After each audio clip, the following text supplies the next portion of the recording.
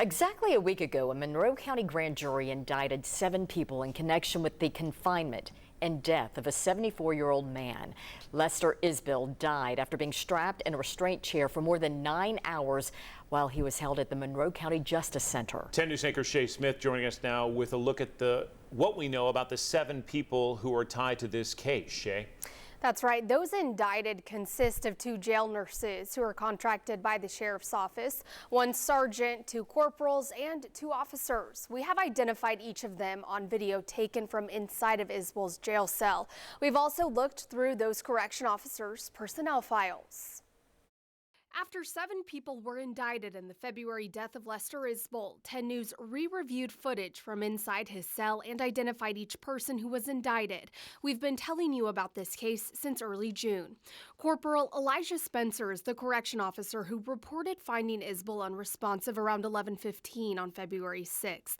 Spencer's personnel file shows he started at the sheriff's office in May of 2023 as a correction officer. In his jail incident report, he says he was the one who began CPR on Isbill after noticing he had stopped moving while in the restraint chair. Spencer resigned March 19th. He is charged with official misconduct.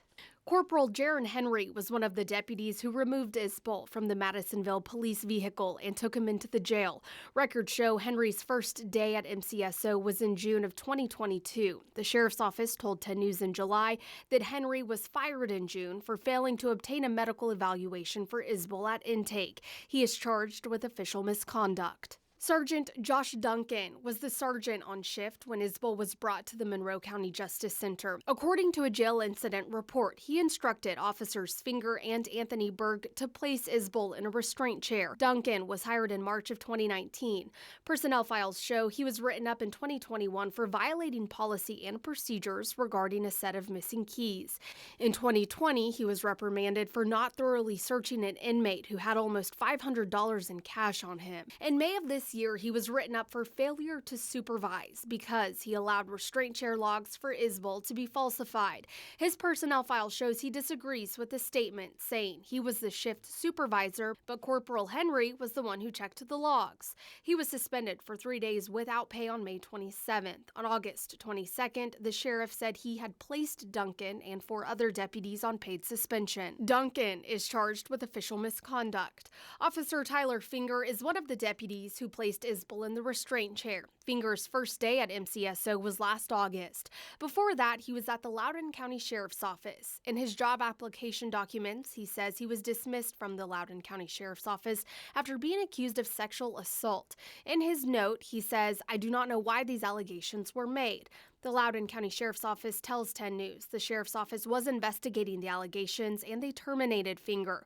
Also, they say the woman in the case did not want to press charges. In March of this year, Finger was written up for flipping off the camera while in the jail cell with Isbill. On May 30th, he resigned, saying he had taken another job.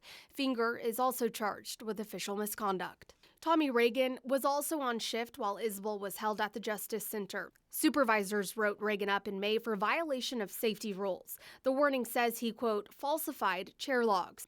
It says personnel failed to conduct some of the individual checks as listed, according to TBI and DA office. Reagan was suspended without pay for 3 days in May. On August 22nd, the sheriff announced he was now suspended with pay. Reagan is charged with official misconduct as well. Nurse Courtney Woods is the first nurse to be seen in the jail cell video. She worked the day shift when Isbill was brought in. The sheriff says the nurses are contracted employees. The grand jury indicted Woods on 1 count of criminally negligent homicide. Nurse Greg Mills worked the night shift when Isbill was in custody. He was in the cell while officers tried to revive Isbill. Mills is charged with 1 count of making a false report. Now, all 7 are due in Monroe County Court for arraignment on October 20th. All right, Shay, thank you.